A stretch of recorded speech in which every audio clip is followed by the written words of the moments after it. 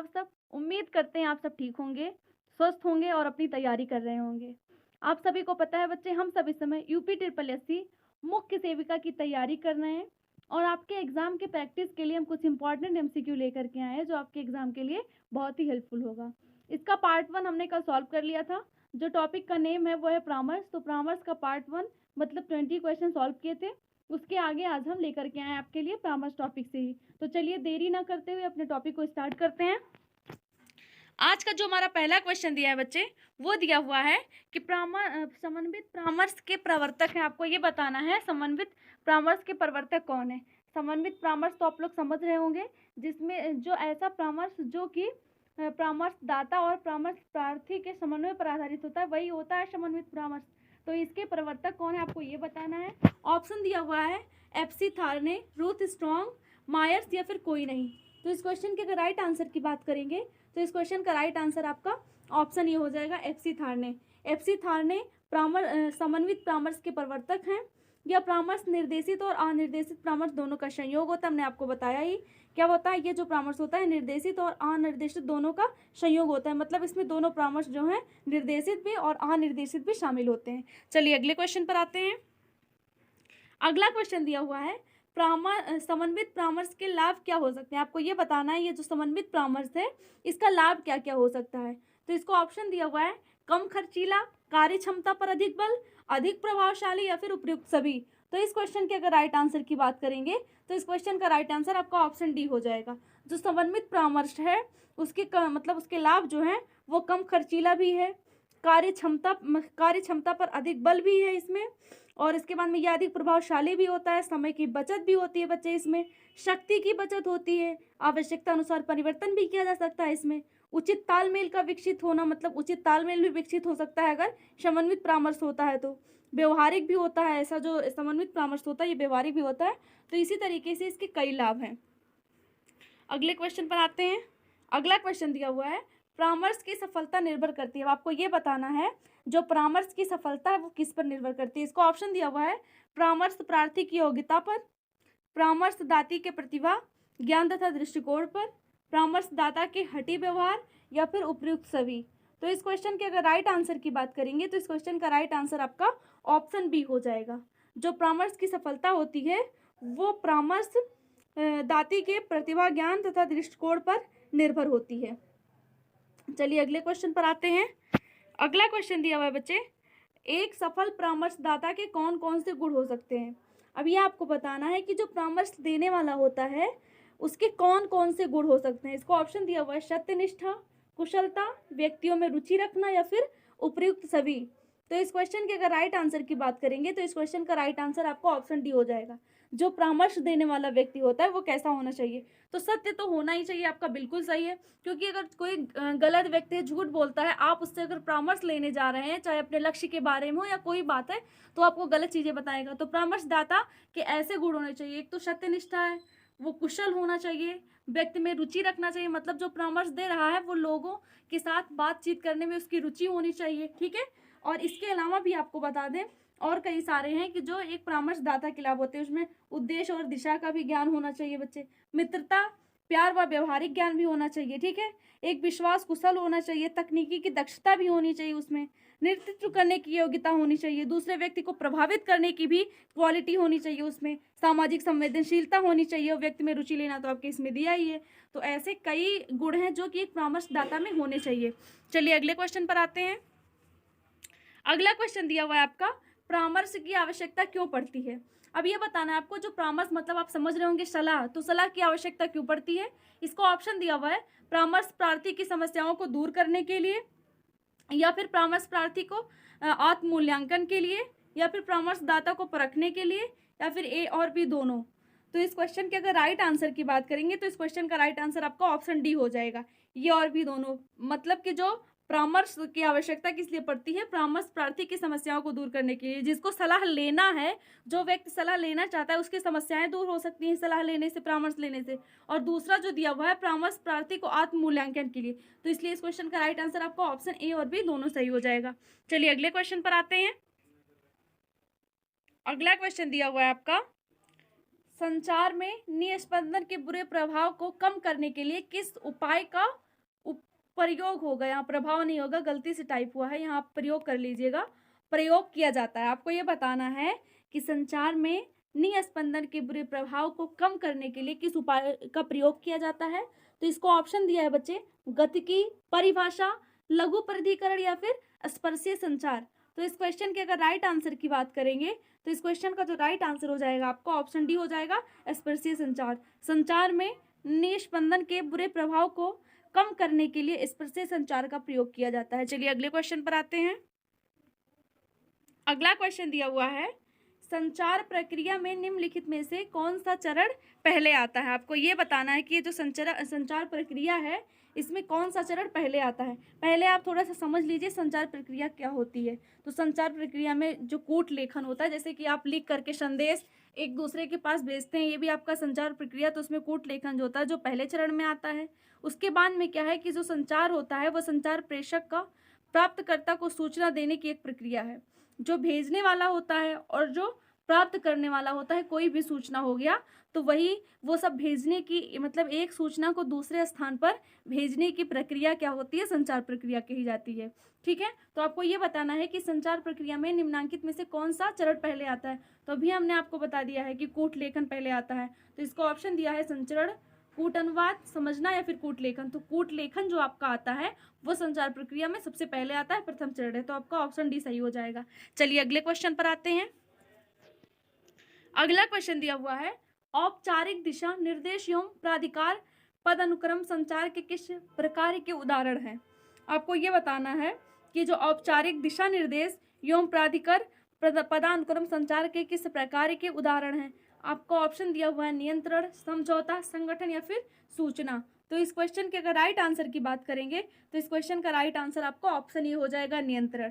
थोड़ा सा समझ लीजिए, जो औपचारिक दिशा निर्देश एवं प्राधिकार पदानुक्रम संचार नियंत्रण प्रकार का उदाहरण है। ठीक है, उसके बाद में क्या है कि संगठनों में पदानुक्रम एवं दिशा निर्देशात्मक संचार रूप से नीचे की ओर संचरित होता है। कैसे होता है बच्चे, जो संगठन में पदानुक्रम होता है एवं दिशा निर्देशात्मक संचार होता है वो ऊपर से नीचे की ओर संचरित होता है, जिसका उद्देश्य क्या होता है कि संगठन में नियंत्रण बनाए रखना होता है। ठीक है, चलिए अगले क्वेश्चन पर आते हैं। अगला क्वेश्चन दिया हुआ है आपका, अशाब्दिक संचार में निहित है। आपको ये बताना है जो अशाब्दिक संचार होता है उसमें क्या क्या शामिल है। इसको ऑप्शन दिया हुआ है देश भाषा, मुख्य अभिव्यक्ति एवं लहजा, भाव भंगिमा, देह मुद्रा एवं भावनात्मक अभिव्यक्ति। तीसरा दिया हुआ है न्यूनतम शाब्दिक मौन एवं मुख्य अभिव्यक्ति, और लास्ट आपका दिया हुआ है देह भाषा, लहजा एवं मौन। तो इस क्वेश्चन के अगर राइट आंसर की बात करेंगे तो इस क्वेश्चन का राइट आंसर आपका ऑप्शन बी हो जाएगा। जो अशाब्दिक संचार होता है उसमें भाव भंगिमा, देह मुद्रा एवं भावनात्मक अभिव्यक्ति जो है वो शामिल है। अशाब्दिक संचार से तात्पर्य ये होता है बच्चे कि शब्द रहित संदेशों को भेजने एवं प्राप्त करने की संप्रेषण प्रक्रिया, मतलब जिसमें आप लिख नहीं सकते, उसमें कूट लेखन नहीं होता है, बिना लिखे ही जो संदेश भेजा जाता है उसी को क्या बोलते हैं, अशाब्दिक संचार बोलते हैं। तो इसमें भाव भंगिमा, देह मुद्रा एवं भावनात्मक अभिव्यक्ति या आंखों के संपर्क में संप्रेषित किया जाता है। ठीक है, चलिए अगले क्वेश्चन पर आते हैं। अगला क्वेश्चन दिया है, संचार का वह साधन जो बहुत सारे आदाताओं को एक स्रोत से एक साथ सूचना, ये होगा आदाताओं होगा, यहाँ पर आदा हो गया, यहाँ पर ऐसे आप कर लीजिएगा इसको, ये बड़ा आ होगा। तो इसमें क्या है कि संचार का वह साधन जो बहुत सारे आदाताओं को एक स्रोत से एक साथ सूचना प्रसारित करता है। आपको बताना है वो क्या कहलाता है। तो चलिए इसको ऑप्शन देख लेते हैं। इसको ऑप्शन जो दिया है वो है कि अंतः समूह संप्रेषण कहते हैं, जन संप्रेषण कहते हैं उसे, या अंतः वैयक्तिक संप्रेषण कहते हैं, या फिर अंत वैयक्तिक संप्रेषण कहते हैं। तो इस क्वेश्चन के अगर राइट आंसर की बात करेंगे तो इस क्वेश्चन का राइट आंसर आपका ऑप्शन बी हो जाएगा, जन संप्रेषण। संचार का वह साधन जो बहुत सारे आदाताओं को एक स्रोत से एक साथ सूचना प्रसारित करता है उसे जन संप्रेषण कहते हैं। चलिए अगले क्वेश्चन पर आते हैं। अगला क्वेश्चन दिया हुआ है बच्चे, अच्छा श्रोता बनने के लिए जो दो कौशल संबंधित है वे क्या है। आपको ये बताना है कि एक अच्छा श्रोता बनने के लिए जो दो कौशल संबंधित हैं वह कौन कौन से हैं। ठीक है, मतलब कि एक अच्छा श्रोता बनने के लिए क्या क्या गुण समझ लीजिए होने चाहिए, मतलब कि क्या बातें हैं जो एक इंसान के लिए अच्छा श्रोता बनने के लिए उसके अंदर होनी चाहिए। तो आपका ऑप्शन दिया हुआ है ध्यान देना, क्या दिया हुआ है, ध्यान देना तथा प्रतिपुष्टि करना, दूसरा आपका दिया हुआ है ध्यान देना तथा जब आवश्यक हो तब अपनी अरुचि को छिपाना। उसके बाद में तीसरा आपका दिया हुआ है ध्यान देना तथा दिए गए संदेश के प्रति उपयुक्त सूचकों से अनुक्रिया देना। और आपका लास्ट दिया हुआ है एक समय में एक साथ कई संदेश सुनना तथा सकारात्मक समालोचन प्रदान करना। ठीक है, तो आपका जो इसमें राइट आंसर आपका हो जाएगा बच्चे, वो आपका ऑप्शन नंबर ये हो जाएगा। इसमें सही ऑप्शन ये आपका हो जाएगा कि ध्यान देना तथा प्रतिपुष्टि करना। अच्छे श्रोता बनने के लिए क्या होता है कि एक ध्यान देना चाहिए और उसकी प्रतिपुष्टि करना चाहिए। मतलब कि जैसे समझ लीजिए कि अच्छा श्रोता बनने के लिए आवश्यक कौशल ध्यान देना। अगर कोई कुछ बात कह रहा है तो आप उसकी बातों की तरफ ध्यान दें और उसकी प्रतिपुष्टि मतलब कि उसके बदले में भी उसका उत्तर दें। अगर कोई आपसे कुछ बात कह रहा है तो उसकी बातों को ध्यान से सुने और उसके बदले में जो भी आपको उचित लगे जो भी बातें समझ आए तो उसका आप उत्तर दें। ठीक है, तो क्या है ध्यान देना और प्रतिपुष्टि करना। चलिए अगले क्वेश्चन पर आते हैं। अगला क्वेश्चन दिया हुआ है आपका, निम्नलिखित में से कौन सा एक संपर्क कौशल नहीं है। अब आपको ये बताना है कि कौन सा संपर्क कौशल नहीं है। तो इसमें क्या है, सुनना, बोलना, तैरना या फिर हाथ लहराना। तो इस क्वेश्चन के अगर राइट आंसर की बात करेंगे तो इस क्वेश्चन का राइट आंसर आपका ऑप्शन सी हो जाएगा।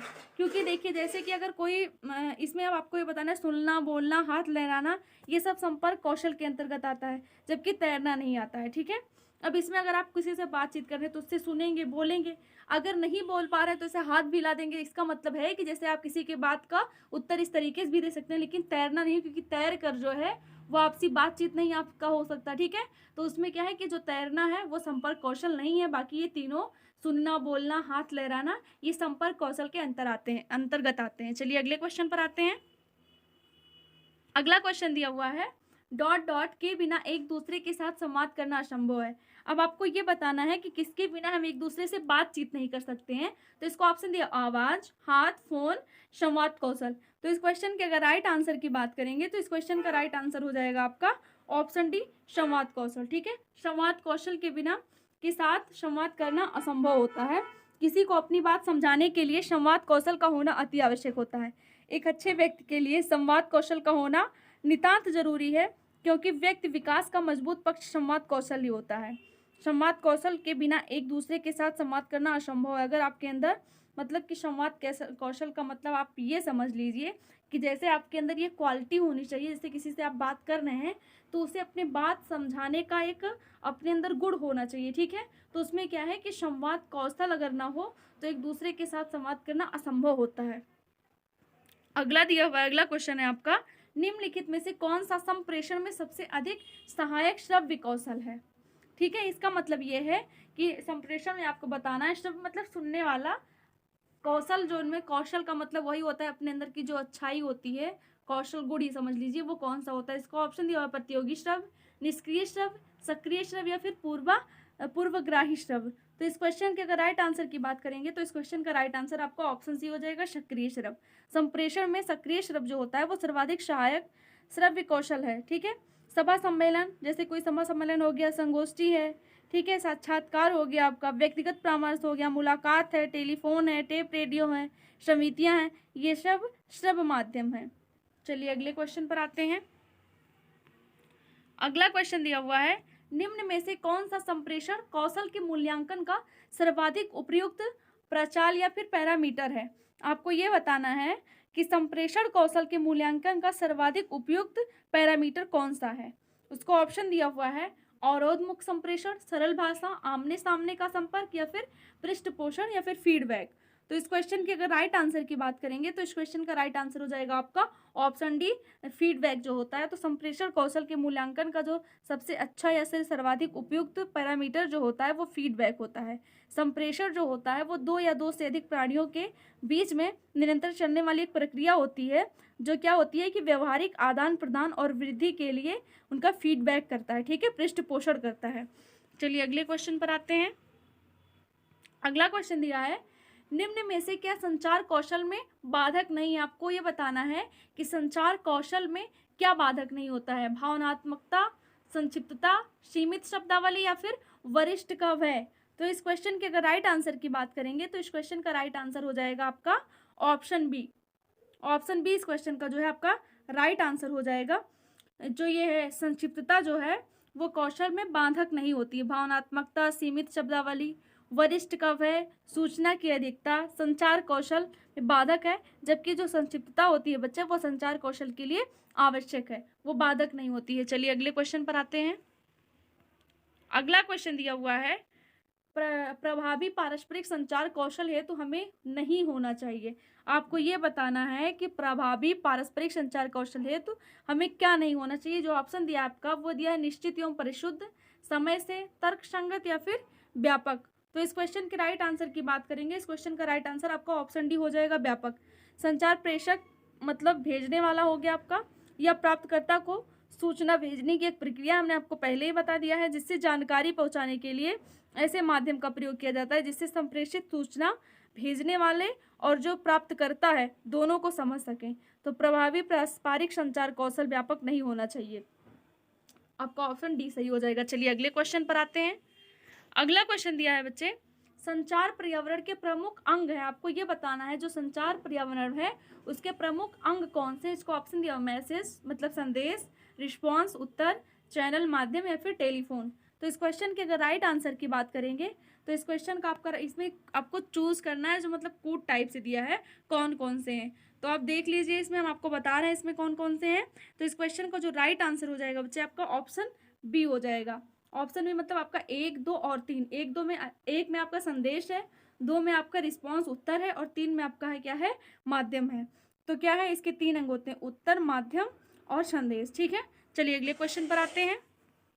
अगला क्वेश्चन दिया हुआ है, पारस्परिक कौशल का उद्देश्य कार्य कुशलता में सुधार करना एवं डॉट डॉट को अधिक मूल्यवान बनाना है। आपको ये बताना है कि जो पारस्परिक कौशल होता है उसका उद्देश्य क्या है, कार्य कुशलता में सुधार करना एवं, और कार्य कुशलता में तो सुधार करता है, उसके अलावा भी आपको बताना है कि ऐसा क्या है जो उसको अधिक मूल्यवान बनाता है। तो इसको ऑप्शन दिया हुआ, नियोक्ता, कर्मचारी, ग्राहक या फिर डॉक्टर। तो इस क्वेश्चन के अगर राइट आंसर की बात करेंगे तो इस क्वेश्चन का राइट आंसर आपका ऑप्शन भी हो जाएगा, कर्मचारी।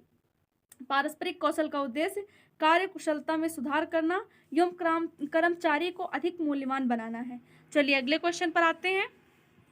अगला क्वेश्चन आपका दिया हुआ है, किसी भी प्रकार के संप्रेषण में निम्नलिखित सम्मिलित है। आपको ये बताना है कि किसी भी प्रकार के संप्रेषण में निम्नलिखित में से क्या सम्मिलित होता है। इसको ऑप्शन दिया हुआ है, एक प्रेषणकर्ता, एक संदेश, एक वाक्य, एक प्राप्तकर्ता। अब आप लोग तो संप्रेषण का मतलब समझ ही गए होंगे, ठीक है, इतने देर से आप लोग उसी का क्वेश्चन सॉल्व कर रहे हैं। तो आपको बताना है कि कौन से हैं जो इसमें सम्मिलित हैं। तो एक प्रेषणकर्ता हो गया, ठीक है, दूसरा दिया हुआ एक संदेश, एक वाक्य या फिर एक प्राप्तकर्ता। तो इस क्वेश्चन के अगर राइट आंसर की बात करेंगे तो इस क्वेश्चन का राइट आंसर आपका हो जाएगा, एक तो आपका हो जाएगा पहला वाला, एक प्रेषणकर्ता होना चाहिए। उसके बाद में आपका हो जाएगा बच्चे, दूसरा हो जाएगा आपका एक संदेश होना चाहिए, और दूसरा के बाद में आपका ये 4 नंबर वाला होना चाहिए, एक प्राप्तकर्ता होना चाहिए। ठीक है, तो अब देख लीजिए इसमें कौन सा दिया हुआ है, 1, 2 और 4, 1, 2 और 4। तो आपका ऑप्शन सी सही हो जाएगा, आपका ये जो है ऑप्शन सी बिल्कुल सही हो जाएगा। चलिए अगले क्वेश्चन पर आते हैं। बस बच्चे आज के लिए इतना ही, इसके आगे कुछ नहीं है। तो फिर मिलते हैं अगले क्लास में, और जो बच्चे बूस्टर बैच से जुड़ना चाहते हैं वो जुड़ सकते हैं 63077182 पर मैसेज करके आप उससे जुड़ना चाहें तो जुड़ सकते हैं। फिर मिलते हैं अगली क्लास में, तब तक के लिए बाय बाय, धन्यवाद।